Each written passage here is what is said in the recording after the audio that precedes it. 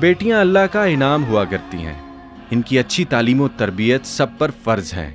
इसी जज्बे के तहत कमर टूट जाने के बावजूद शब्बीर अहमद ने अपनी बेटियों का तालीमी सिलसिला न टूटने दिया। जो हट्टे कट्टे होकर भी बच्चियों को नहीं पढ़ाते, उन्हें इस अपाहज की ज़ियारत ज़रूर करनी चाहिए। मैं सोचता हूँ कि अल्लाह करे कि मुझे अल्लाह इतना हौसला दे कि मैं इसकी तालीम जारी रख सकूँ और मैं इसे डॉक्टर बना सकूँ। और ये डॉक्टर कौन सा है, अल्लाह के हुक्म से तो मैं इरादा है कि इसे नैरो सर्जन हो। जैसे हमारा जो इलाज है, जो हमारा इलाज जो नहीं यहाँ होता है, मैं कहता हूँ कि वो इलाज ये सीख ले ज़िंदगी में, ताकि जो लोग मायूस होकर मेरी तरफ, तो उनका इलाज इन्हें यहाँ मिल जाए तो ये बच्ची उनका ये इलाज कर सके। एक सदका जारिया हो जाएगा ना।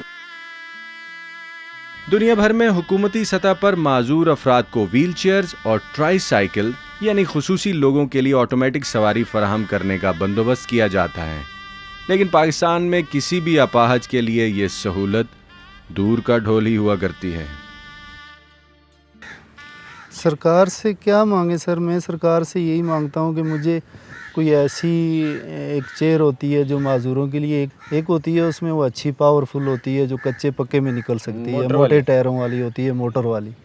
अगर वो मेरे पास हो तो इतना है कि मैं अपनी दुकान के लिए जो सौदा लाना है मैं ख़ुद ला सकूं। कि सरकार से मेरी अपील है या साहब हैसियत लोगों से कि वो मेरे लिए ये करें कि ताकि मैं अपनी वो भी मुझे मिल जाए, जिससे मैं अपनी डॉक्टर के पास जाना हो, चौक में जाना हो, मुझे पैसे जो टैक्सी में 100-150 देता हूँ वो मेरा बच जाए, उस पर मैं अपनी ज़रूरत पूरी करूँ। मेरी दुकान के लिए कोई इतना होना चाहिए। शब्बीर अहमद माजूर ज़रूर हैं, लेकिन पाकिस्तान से शदीद मोहब्बत करते हैं, इसलिए वतन अजीज़ में होने वाले हर नशेब व फराज को खूब अच्छी तरह से जानते हैं और इन मसाइल पर खुलकर बोलते भी हैं। ये साहब ये तो नहीं, बस उन्हें फरमाया था कि एक वक्त ऐसा आएगा कि नाइल लीडर होंगे तुम्हारे, लड़के लड़के उठकर हुकूमतें करेंगे, और वो चीज़ें भी होनी हैं।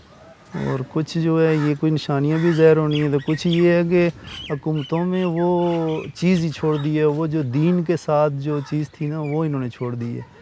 कि इनको वो चाहिए था कि जैसे हज़रत उमर रज़ियल्लाहु का कानून था वो चीज़ें होती है, अगर तो ये पाकिस्तान आज सोने की चिड़िया होती, वो चीज़ कोई कर ही नहीं सका। नहीं, सोने की चिड़िया है ना बाहर वालों के लिए। हाँ, उनके लिए है। बाबा कायदे आज़म बनाकर, एक बाबा कायदे आज़म बनाकर चले गए हैं। तो ये इतने लीडर आए इस पाकिस्तान में, वो नेहरू गांधी ने जैसे कहा था कि जितनी तुम्हारे वज़ीर बदली हुए हैं इतनी हमने पंजाब में नहीं बदली की। मसला है कि ये चीज़ तो नहीं होनी चाहिए ना कि हमारे इतने लोग मिलकर नहीं हुकूमत बना सकते। एक बाबा कायदे आज़म पूरा पाकिस्तान बनाकर चले गए हैं, और ये पूरे पाकिस्तान को इतने सूबों में एक एक वज़ीर बैठा हुआ है, एक एक गवर्नर बैठा हुआ है, तो मिलकर नहीं पूरा पाकिस्तान चला सकते हैं।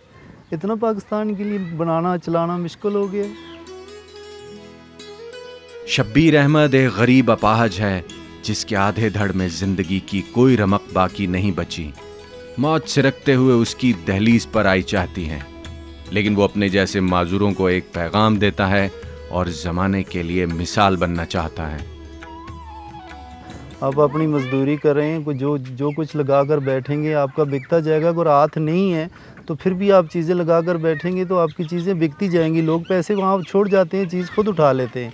अगर मैंने दुकान लगाई थी तो मैं दुकान पे चरपाई पे लेटा रहता हूँ, और मैं डंडा लंबा सा रखा हुआ है, तो जिस किसी को मैं कहता हूँ तो वो अलमारी से चीज़ खुद उठा लेता है, मुझे चरपाई भी पैसे दे जाता है।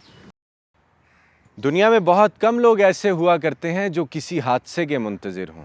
इसमें कुछ शक नहीं कि एक्सीडेंट इंसान की ज़िंदगी से बड़ा कुछ निकाल कर ले जाता है, लेकिन हादसा कभी किसी के इख्तियार में भी तो नहीं रहा। पाकिस्तान में अक्सरियत ऐसे लोगों की है जो एक्सीडेंट करने के बाद भाग जाते हैं और फ़रार होते वक्त उनकी ज़िंदगी की आखिरी ख्वाहिश यही होती है कि कहीं कोई इनकी गाड़ी का नंबर ना नोट कर ले, कहीं कोई उन्हें पहचान ना ले। ज़ख्मी को हस्पताल हिट करने वाला क्या पहुंचाएगा, इर्द गिर्द का हुजूम भी उसे हाथ नहीं डालता। और ये गैर इंसानी रवैया हर साल पाकिस्तान में कई कीमती जानें उजाड़ देता है और बहुत सौ को उम्र भर के लिए माजूर कर देता है। इसकी एक वजह तो वो झगड़ा है जो एक्सीडेंट के फ़ौरन बाद दोनों पार्टियों के दरमियान आपस में हो जाता है। तुम्हारी गलती है, नहीं तुम्हारी गलती है, इसकी बेजा तकरार हो जाती है। और इसकी दूसरी वजह पुलिस का वो तीसरे दर्जे का सलूक है जो ज़ख्मी को हस्पताल पहुंचाने वाले के साथ रखा जाता है।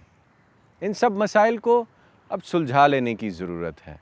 پاکستان میں بسنے والے معذوروں کی زندگیاں کیا ہیں، جن کے ہاتھ پیر سلامت نہیں، وہ عملی زندگی کی دوڑ میں کیسے شریک ہیں؟ اگر آپ حقائق کی تلاش میں ہیں تو سچ کے سفر میں میرے ساتھ رہیے گا۔